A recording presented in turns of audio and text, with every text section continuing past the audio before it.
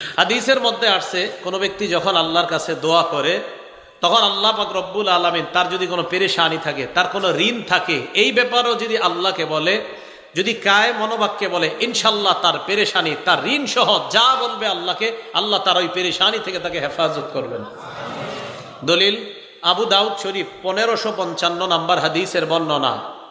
আন আবি সাঈদিন আল খুদরি রাদিয়াল্লাহু তাআলা আনহু قال, আবু সাঈদ খুদরি রাদিয়াল্লাহু তাআলা আনহুর বর্ণনা, দাখালা রাসূলুল্লাহ সাল্লাল্লাহু আলাইহি ওয়াসাল্লাম ইয়াওমান আল মসজিদ, আল্লাহ নবী একদিন মসজিদে প্রবেশ করলেন। নবীজি মসজিদে প্রবেশ করার পর ফাইদা হুয়া বিরাজুলিন মিনাল আনসার ইউকালু লাহু আবু উমামা রাদিয়াল্লাহু তাআলা আন, হঠাৎ আল্লাহ নবী দেখলেন নবীর সাহাবা আবু উমামা রাদিয়াল্লাহু তাআলা আন মসজিদে বসা। নবীজি আবু উমামাকে বললেন, ইয়া আবা উমামা, ও আবু উমামা, মালি আরাকা জালিসান ফিল মসজিদ ফি গায়রি ওয়াক্তিস সালাহ। আবু উমামা, নামাজের সময় ছাড়া এই সময় তুমি অটাইমে কেন মসজিদের মধ্যে বসা? এটা তো নামাজের সময় না, এখন মসজিদে কেন আসছো? এর মানে আমার নবীর সাহাবারা বিপদ আপদে পড়লে, পেরেশানিতে পড়লে মসজিদে দৌড়ায় যাইতেন। কোথায় যেতেন? মসজিদে। তা আপনাদের মন চায় না যে হুজুর নবীজি আসলেন কেন? তার মানে আমার নবীর ওই অভ্যাসই ছিল, নবী তো মসজিদে যেতেন। হ্যাঁ, নবী, আপনারা তো পাল্টা এটা বলা দরকার, হুজুর নবীজি অটাইমে মসজিদে আসছে কেন? কারণ নবী আর সাহাবাদের কাম কি? কাম তো এটাই, মসজিদে। আমাদেরকে অনেকে বলে মোল্লার দৌড় মসজিদ পর্যন্ত। আলহামদুলিল্লাহ, এটা কয় না যে সিনেমা হল পর্যন্ত, আমগো দৌড় মসজিদ পর্যন্তই। এনে রাগ করেন না, যখন কয় মোল্লার দৌড় মসজিদ পর্যন্ত রাগ হইবেন না, আলহামদুলিল্লাহ। সাথে সাথে বলবেন, আল্লাহ এই ভাইয়ের কথাটা আপনি কবুল করে আমারে কিয়ামতের ময়দানে আমারে মসজিদের মোল্লা বলছে, আপনি এই হিসাবে কবুল করে আমারে জান্নাত দিয়ে দিন। তখন এই দেখবেন আজকে থেকে আর কেউ কইব না, কইব যদি জান্নাতি হয়ে যায়। তো রাসূল সাল্লাল্লাহু আলাইহি সাল্লাম মসজিদে, ওনার সাহাবা মসজিদে, নামাজের সময় ছাড়া। কি তুমি এখানে কেন?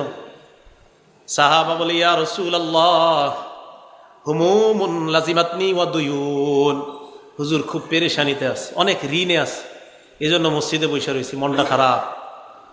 আল্লাহ নবী কয়, আলা উআল্লিমুকা কালামান ইদা আনতা কুলতাহু আযহাবাল্লাহু আনকা হাম্মা ওয়া কাযা আনকা দাইনাক। আমি কি তোমাকে এমন কিছু কথা শিখাইয়া দিব না, যে কথাটা যদি আল্লাহকে কায় মনোবাক্যে বলো, আশা করা যায় আল্লাহ তোমার পেরেশানি দূর করে দিবেন, তোমার ঋণ আদায়ের ব্যবস্থা আল্লাহ করে দিবেন। ইয়া রাসূলুল্লাহ, এমন আমলই তো আমার দরকার, যে আমল করলে আমার ঋণ আদায় পরিশোধ সহজ হয়ে যায়, এমন আমল আপনার কাছে জানতে চাই। অনেকে ঋণ নিয়ে আবার ঋণ দিতে চায় না, ঠিক না? এটা আবার ঠিক না।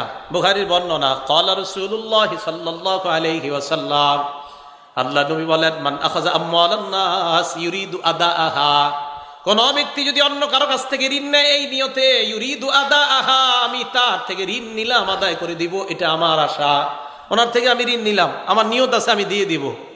নবীজি বলেন, আদাল্লাহু আনহু, এই যে আমি ওনার থেকে ঋণ নিলাম, আমার আশা যেই কোনো মূল্যে আমি তার ঋণ পরিশোধ করব। আল্লাহ নবী বলেন, আল্লাহ যেই কোনো মূল্যে তোমাকে ঋণ আদায়ের ব্যবস্থা করে দিবেন। এটা বিশ্বাস রাখেন। নবীজি বলছেন, কেউ যদি কারো কাছ থেকে এই নিয়তে ঋণ নেয় যে আল্লাহ আমি তার ঋণটা যেই কোনো ভাবে হোক দিব, রাসূল সাল্লাল্লাহু আলাইহি সাল্লাম বলেন, অবশ্যই আল্লাহ পাক রব্বুল আলামিন তাকে ঋণ পরিশোধের ব্যবস্থা করে দিবেন। এই বিশ্বাস রাখা। তো রাসূল আকরাম সাল্লাল্লাহু আলাইহি সাল্লাম কয়, আমি তোমাকে এমন বাক্য শিখাইয়া দেই, যেই বাক্যগুলা যখন তুমি বলবা, বলার পর আশা করা যায় আল্লাহ তোমার পেরেশানি দূর করে দিবেন, তোমার ঋণ আদায়ের ব্যবস্থা করে দিবেন। এবার আল্লাহ নবী বললেন, ইদা আসবাহতা ওয়া ইদা আমসাইতা, যখন তুমি সকাল করো, সন্ধ্যা করো, এর মানে ফজরের নামাজের পর, মাগরিবের নামাজের পর তুমি এই দোয়াটা পড়বা, আল্লাহুম্মা ইন্নী আউযু বিকা মিনাল হাম্মি ওয়াল হাযান, হে আল্লাহ আমি আপনার কাছে পানাহ চাই, মিনাল হাম্মি, হাম্মুন শব্দের অর্থ পেরেশানি, ওয়াল হাযান মানে দুশ্চিন্তা। আল্লাহ আপনার কাছে আমি পেরেশানি এবং দুশ্চিন্তা থেকে পানাহ চাই, ওয়াল আজিজি ওয়াল কাসাল, অপারগতা এবং অলসতা থেকে আপনার কাছে পানাহ চাই, ওয়া আউযু বিকা মিনাল জুবনি ওয়াল বুখলি, কোন বর্ণনায় মিনাল বুখলি ওয়াল জুবনি, আল্লাহ ভীরুতা, কাপুরুষতা এবং কৃপণতা থেকে আপনার কাছে পানাহ চাই, ওয়া গলাবাতিদ দাইনি, আরেক বর্ণনায় ওয়া মিন গলাবাতিদ দাইন, ঋণের প্রাচুর্যতা, ঋণের আধিক্যতা থেকে আপনার কাছে পানাহ চাই। ও কহরির রিজাল, মানুষের অনিষ্টতা, মানুষ আমার উপর জুলুম নির্যাতন যেন না করে, মানুষের ধমক ধমকি থেকে আপনার কাছে পানাহ চাই। আল্লাহ নবীর সাহাবা আবু উমামা বলেন, নবী আমাকে আমল শিখায় দেওয়ার পর ফাফআলতু, আমি কয়েকদিন আমল করা শুরু করলাম। আযহাবাল্লাহু আন্নী হাম্মি, কিছুদিনের মধ্যে আল্লাহ আমার পেরেশানি দূর করে দিলেন। ওয়া কাযা আন্নী দাইনি, আল্লাহ আমার পক্ষ থেকে আমার ঋণ আদায়ের সুন্দর ব্যবস্থা করে দিলেন। আমি এই দোয়াটা করতে লাগলাম, নবীজির শিখানো দোয়া আমি কিছুদিন করলাম, করার পর দেখলাম আল্লাহ পাক রব্বুল আলামিন আমার পেরেশানি দূর করে দিছে, আমার ঋণ আদায়ের ব্যবস্থা আল্লাহ করে দিয়েছেন। এখন আমরা যারা দোয়া করি, দোয়া করার সময় অনেকে বলি, হুজুর দোয়া করি কবুল তো হয় না। কি করি? দোয়া করি কবুল হয় না, এই অভিযোগ আছে কিনা সবার? অনেকের আছে। আল আদাবুল মুফরাদ একটা কিতাব আছে, এই কিতাবের 710 নম্বর হাদিস, ক্বালা রাসূলুল্লাহ সাল্লাল্লাহু আলাইহি ওয়াসাল্লাম, আল্লাহ নবী বলেন, মা মিন মুসলিমিন ইয়াদউ, কোন মুসলমান যখন দোয়া করে দুইটা শর্তে। কয় শর্তে? কোন মুসলমান দুই শর্তে দোয়া করে। এক নাম্বার, লাইসা বিইসমিন, কোন গুনাহের দোয়া করা যাবে না। এখন সিনেমা হল চালু করার আগে দোয়া করে, আবার সিনেমার উদ্বোধন হবে, মহরত, শুভ মহরতের আগে দোয়া করে, হুজুর নিয়ে দোয়া করায়। কিসের উদ্বোধন? সিনেমা মহরতের উদ্বোধন। আরে নবী বলছেন দুই শর্তে দোয়া করা, এক গুনাহের দোয়া করা যাবে না। সারা দুনিয়াকে জানায়া দেন, 1 কোটিবারও যদি গুনাহের দোয়া করা হয়, আল্লাহ এই দোয়া শুনবেই না, কবুলই করবে না। সিনেমার দোয়া করে, লাইসা বিইসমিন, 1 নাম্বার, গুনাহ করা যাবে না, গুনাহের কোনো দোয়া এটা করা যাবে না। 2 নাম্বার, ওয়াকাতিয়াতি রহিম, আত্মীয়তার সম্পর্ক ছিন্ন করার দোয়া করা যাবে না। আল্লাহ আমার বোনকে যাতে আমি না দেখতে পারি, এই দোয়া করা যাবে না। আল্লাহ আমার বোন আমার কাছে সম্পত্তি পায়, ওরে তাড়াতাড়ি মারেন, এরকম দোয়া করা যাবে না। তাহলে 2টা শর্ত, লাইসা বিইসমিন 1 নাম্বার, গুনাহের দোয়া করা যাবে না। 2 নাম্বার, ওয়াকাতিয়াতি রহিম, আত্মীয়তার সম্পর্ক ছিন্ন করার দোয়া করা যাবে না। এই 2 শর্তে যদি আপনি দোয়া করেন, আল্লাহ পাক রব্বুল আলামিন ইল্লা আ'তাহুল্লাহু ইহদা সালাস, আপনার দোয়াটা আল্লাহ 3 পদ্ধতির এক পদ্ধতিতে কবুল করবেন। কয় পদ্ধতি? আজকে থেকে মনে রাখবেন, আমি যত দোয়া করব, আমার এই প্রত্যেকটা দোয়া যদি কোনো গুনাহের দোয়া না হয়, আর যদি আত্মীয়তার ছিন্ন করার দোয়া না হয়, তাহলে আমার দোয়াকে আল্লাহ 3 পদ্ধতির এক পদ্ধতিতে কবুল করবেন। 1 নাম্বার, ইম্মা আইয়ু আজ্জিলা লাহু, আল্লাহ তাকে নগদেই দোয়া কবুল করে, দুনিয়াতেই তার দোয়া কবুল করবেন। 1। 2 নাম্বার, ইম্মা আইয়াদাখিরা লাহু ফিল আখিরাহ, ওই বান্দার এই দোয়াটা দুনিয়াতে আল্লাহ কবুল করবে না, আখিরাতে আল্লাহ তার জন্য দমা করে রাখবেন, আখিরাতে আল্লাহ তার দোয়াটা কবুল করে নেবেন। এটা হলো 2 নাম্বার। 3 নাম্বার, ওয়া ইম্মা আইয়াদফা আনহু মিনাস সুই মিসলাহা, আপনি যে দোয়াটা করলেন, হয়তো আল্লাহ ওই দোয়াটা কবুল না করে আপনার উপর একটা বালা মুসিবত আছে, এই বালা মুসিবতটা আল্লাহ দূর করে দিয়ে আল্লাহ আপনার দোয়া কবুল করে নিবেন। আপনি দোয়া করছেন, আল্লাহ আমারে 500 টাকার ব্যবস্থা করে দেন, আল্লাহ আপনার উপরে দেখতেছে একটা বিপদ আছে, তো হয়তো 500 দিবে না, উল্টা আপনার ওই বিপদটা থেকে আল্লাহ আপনাকে উদ্ধার করে দিবেন। তাহলে আমরা দোয়া করলে কয় পদ্ধতিতে, যে কোনো এক পদ্ধতিতে আল্লাহ দোয়া কবুল করেন। 3 পদ্ধতি। 1 নাম্বার, হয়তো নগদ দুনিয়াতে দিয়ে দিবেন। 2 নাম্বার, হয়তো দুনিয়াতে দিবে না, আখিরাতে দিবেন। অথবা 3 নাম্বার, ওই দোয়া কবুল করবে না আল্লাহ, এটার পরিবর্তে কোনো মুসিবত আল্লাহ দূর করে দিবেন। আল্লাহ আমাদেরকে কথাগুলা বোঝার তৌফিক দান করেন। তিরমিজি শরীফের একটা বর্ণনা, ইবনে মাজার একটা বর্ণনা, রাসূল আকরাম সাল্লাল্লাহু আলাইহি ওয়াসাল্লাম বলেন, কোন বান্দা যখন আল্লাহর কাছে দোয়া করে, ইন্না রাজুলা লা ইহরামুর রিজক বিল্লাযী বিযামবিল্লাযী ইউসিবু, বান্দা গুনাহের কারণে লা ইহরামুর রিজক, রিজিক থেকে বঞ্চিত হয়। আমি আবার বলছি, ক্বালা রাসূলুল্লাহ সাল্লাল্লাহু আলাইহি ওয়াসাল্লাম, আল্লাহ নবী বলেন, ইন্না রাজুলা লা ইহরামুর রিজক বিযামবিল্লাযী ইউসিবুহু, বান্দা মাঝে মাঝে দোয়া করে, এই দোয়া আল্লাহ কবুল করে না। কয় কেন? কয় গুনাহের কারণে। এবার আল্লাহ নবী বলেন, শোনো, তোমার যদি কোনো গুনাহ হয়ে যায়, এই গুনাহ থেকে পরিত্রাণের জন্য তাড়াতাড়ি আল্লাহর কাছে দোয়া করো, কারণ এই গুনাহের কারণে তোমার উপর কোনো গজব আসতে পারে। এই গজব যেন না আসে, দোয়ার মাধ্যমে তাড়াতাড়ি গজব তুমি ঠেকায় নাও। পরের বর্ণনায় আল্লাহ নবী বলেন, আদ-দুআউ লা ইউরাদ্দু, অথবা তাকদীরু লা ইউরাদ্দু ইল্লা বিদ-দুআ। এই হাদিসের মধ্যে আসছে লা ইউরাদ্দুল কদরু ইল্লা বিদ-দুআ, ভাগ্য পরিবর্তন কেউ করতে পারে না, তবে দোয়ার মাধ্যমে কিছু কিছু বিষয় ভাগ্য আল্লাহ পরিবর্তন করে দেয়। দোয়া করলে আল্লাহ ভাগ্য পরিবর্তন করে দেয়। ভাগ্য দুই প্রকার, একটা মুবরাম আর একটা মুআল্লাক। মুবরাম মানে হবেই, এটা যা বলবেন আপনি হবে, জন্ম কবে, মৃত্যু কবে, কি কবে, এইগুলা হবে, এটা মুবরাম। আর একটা মুআল্লাক, ঝুলন্ত আপনার ভাগ্যটা। এই মুআল্লাক যেটা, এটা আল্লাহ চাইলে আপনার দোয়ার মাধ্যমে পরিবর্তন করে দিতে পারেন। আপনার ভাগ্যে আছে কিছু একটা ভয়ঙ্কর কিছু, এটা ঝুলে আছে, আর আপনি দোয়া করছেন আল্লাহ আমার উপর যেন মুসিবত না আসে, আল্লাহ আমার উপর যেন মুসিবত না আসে। মাবুদ আজকে সকালে যেই গুনাহ আমি করছি, এই গুনাহের কারণে আমার উপর গজব আসতে পারে, আল্লাহ গজব যেন না আসে। রসুল বলেন এই দোয়া করতেই থাকো, করতেই থাকো। এই আল্লাহকে বলতে বলতে ওই গজব আল্লাহ সেখানে যে ঝুলন্ত রাখছে, এটা সেখান থেকে আল্লাহ দূর করে দিবেন। এই জন্য আল্লাহর কাছে দোয়ার মাধ্যমে ভাগ্য পরিবর্তন করে না। ইবনে মাজাহ 4022 নম্বর হাদিসের বর্ণনা তো আসছে যে রসুল আকরাম সাল্লাল্লাহু আলাইহি সাল্লাম এইভাবে আমাদেরকে শিখিয়ে দিয়েছেন। আরেক বর্ণনা আসছে অনাগত, একটা হলো অনাগত গজব যেটা এখনো আসে নাই, এটার জন্য দোয়া করা। কিভাবে? পাশের এলাকায় মহামারী লাগছে, আল্লাহর কাছে দোয়া করা, আল্লাহ এই মহামারী যেন আমার এলাকায় না আসে। আরেকটা হলো গজব আইসা গেলে দোয়া করা। একটা হলো আসার আগে, আর একটা আইসা গেলে দোয়া করে এটাকে সরানোর চেষ্টা করা। তিরমিজি শরীফের বর্ণনা 3571 নম্বর হাদিসের মধ্যে আসছে, ক্বালা রাসূলুল্লাহ সাল্লাল্লাহু আলাইহি ওয়াসাল্লাম, আল্লাহ নবী বলেন মান ফুতিহা বিনকুম বাবুদ দুআ বাবুল মাসআলা। আমার আপনার আমাদের যদি কারো ভাগ্য এরকম হয়ে যায় যে আমরা খুব বেশি বেশি দোয়া করতে পারি। আবার বলছি, নবীজি বলেন তোমাদের কারো ভাগ্য যদি এমন হয় যে নাকি বেশি বেশি আল্লাহর কাছে দোয়া করতে পারো, তোমাদের ভাগ্য যদি এমন হয়, আপনাদের মাঝে এক লোক খালি দোয়া করে আল্লাহ মাফ করে দেন, ফজরের পরেও দোয়া করে, মাগরিবের পরেও মসজিদের কোনায় বসে দোয়া করে, এশার পরেও দোয়া করে, জোহরের পরে এক কোনায় বসে আল্লাহর কাছে চোখের পানি ছাড়ে। নবীজি বলেন যে বেশি বেশি দোয়া করার অভ্যাস হয়ে যায়, ফুতিহা লাহু আবওয়াবুর রহমা, আল্লাহর রহমতের খাজানা তার জন্য খুলে দেওয়া হয়। তাহলে বেশি দোয়া করার যার অভ্যাস আছে, আল্লাহর রহমতের খাজানা তার জন্য খুলে যায়। এই জন্য মনে রাখবেন, যে বেশি আল্লাহর কাছে দোয়া করতে পারে তার ভাগ্য বড় ভালো। খুব বেশি আল্লাহর কাছে দোয়া করা, আল্লাহ আমাদেরকে বেশি দোয়া করার তৌফিক দান করেন। তো রাসূল আকরাম সাল্লাল্লাহু আলাইহি সাল্লাম এই হাদিসের শেষের দিকে বলেন, আদ-দুআ ইয়ানফাউ মিম্মা নাযালা ওয়া মিম্মা লাম ইয়ানজিল। যেই গজব নাজিল হয়েছে এই গজবেও দোয়া কার্যকারী, যেই গজব নাজিল হয় নাই ওই গজবেও দোয়া কার্যকারী।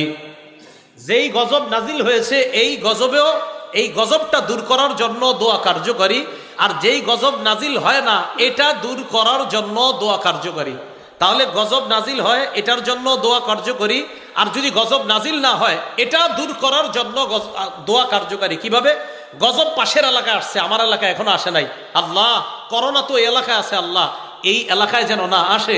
খুব বেশি বেশি দোয়া করে আশা করা যায় এই গজব দূর করা যাবে। আরেকটা হলো এসে গেছে, এসে যাওয়ার পরও দোয়ার মাধ্যমে এই গজব দূর করা যায়। এটা হাদিস দ্বারা প্রমাণিত। মুসলিম শরীফের 2732 নম্বর হাদিস।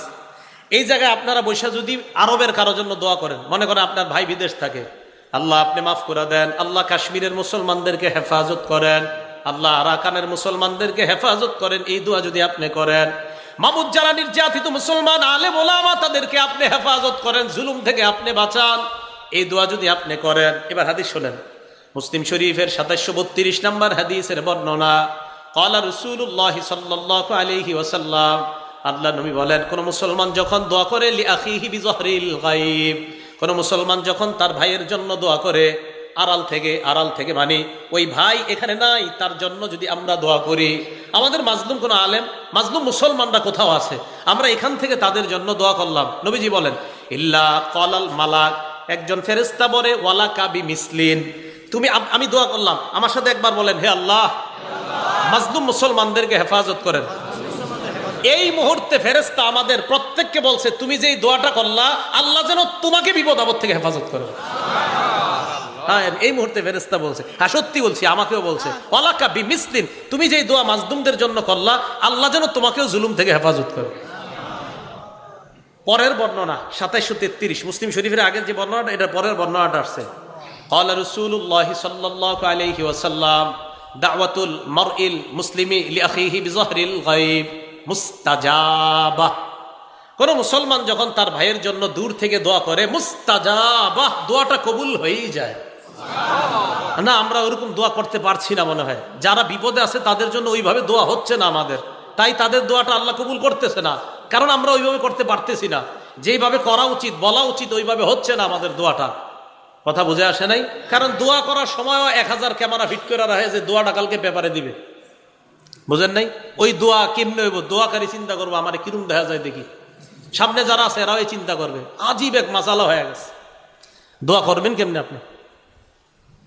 তো রাসূল আকরাম সাল্লাল্লাহু আলাইহি সাল্লাম বলেন, যারা আড়ালে আছে তাদের জন্য দোয়া করা, এই দোয়াটা কবুল হয়ে যায়। এই হাদিসে কি বলে দেখেন, মালাকুন মুয়াক্কালুন ইনদা রাসিহি, তার মাথার কাছে একজন নিযুক্ত ফেরেশতা থাকে।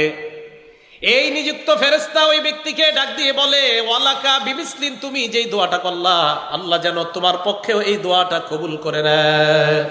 মাথার কাছে একজন ফেরেশতা বৈশা বলে, ওয়ালাকা বিমিসলিন, তুমি যেই দোয়া করলা তোমার দোয়া যেন আল্লাহ কবুল করে নেয়।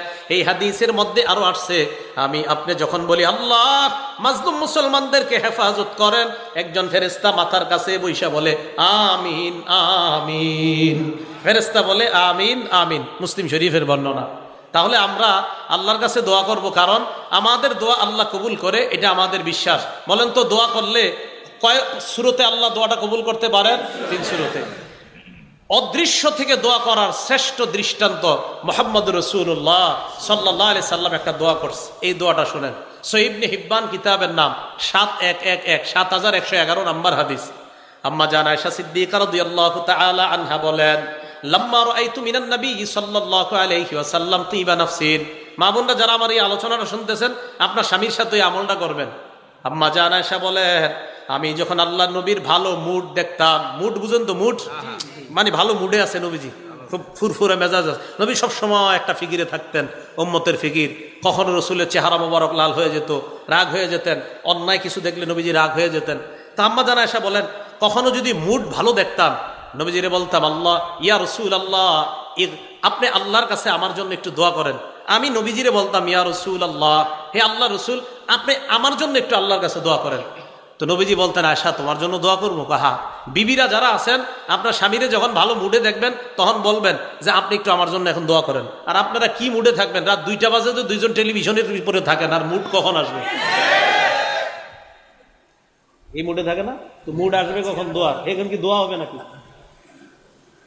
তো রাসূল আকরাম সাল্লাল্লাহু আলাইহি সাল্লাম কি দোয়া করবো? হুজুর আপনি যেই দোয়া আল্লাহর কাছে মন চায় করেন আমার জন্য। তো নবীজি বলতেন, আল্লাহুম্মা গফিরলি আয়েশাতা মা তাকদ্দামা মিন যামবিহা ওয়া মা তাআখার, আল্লাহ আপনি আয়েশার আগে পরের সব গুনাহ মাফ করে দেন। সুবহানাল্লাহ। ওয়া মা আসররাত ওয়া মা আ'লানা, প্রকাশ্য এবং গোপন যত গুনাহ আছে আল্লাহ সব মাফ করে দেন। সুবহানাল্লাহ। আম্মা জান আয়েশা সিদ্দিকা দহিকাত, হাসা শুরু করতেন খুশিতে। দেখেন কি বলে, হাসতে হাসতে হাসতে হাসতে হাত্তা সাকাতা রাসুহা ফি হিজরিহা।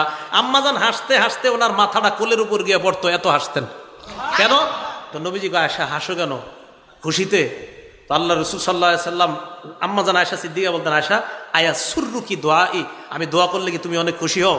তো আম্মা জান আয়েশা বলে, জি হুজুর, আপনি যে দোয়া করেন খুশি, এই দোয়া শুনলে কার না খুশি লাগবে? তাই আপনার এই দোয়া শুই না আমি খুশিতে এত খুশি হয়ে যাই, হাসতে হাসতে আমার মাথা আমার শরীরের উপর পড়ে, এত পরিমাণ আমি খুশি হয়ে যাই। নবীজি বলেন, আয়েশা আমি যে দোয়াটা তোমার জন্য করলাম তুমি অনেক খুশি হয়েছো না? কয় হ্যাঁ। নবীজি কি বলে দেখেন, ইন্নাহা লা দুআই লি উম্মতি ফি কুল্লি সালাহ। আয়েশা আমি তোমার জন্য যে দোয়াটা করলাম, আমি যতবার নামাজ পড়ি, নামাজের পর আমি যতবার দোয়া করি, আমার উম্মতের জন্য ঠিক এই দোয়াটা ততবার করি। চিন্তা করেন, আম্মা জান আয়েশা সিদ্দিকাকে যা বললেন, নবীজিকে আমিও আল্লাহরে বলি, আল্লাহ আমার উম্মতের আগের পরের প্রকাশ্য অপ্রকাশ্য সব গুনাহ মাফ করো। আমরা এখনো দুনিয়াতে আসি নাই, 1500 বছর আগে আমাদের জন্য দোয়া করে গেছেন। তো দূর থেকে আড়াল থেকে আমাদেরকে দেখে নাই যিনি, না দেখা যিনি দোয়া করার শ্রেষ্ঠ দৃষ্টান্ত দুনিয়াতে দেখা গেছেন রাসূল আকরাম সাল্লাল্লাহু আলাইহি সাল্লাম। তাই বলেন, এখন যদি বুঝে এসে থাকে আমরা দোয়া করব কার কাছে? আল্লাহর কাছে। দোয়ার বিরোধিতা করবেন না তো? না না, দোয়ার বিরোধিতা করেন না। যারা দোয়া করতে জানে তাদের দিল বড় সাফ, দিল খুব সাচ্চা, এদের দিল বড় নরম থাকে। তাই আল্লাহকে বেশি বেশি ডাকা, আল্লাহকে যেন সবাই বেশি বেশি ডাকতে পারে, আল্লাহ তৌফিক দান করেন।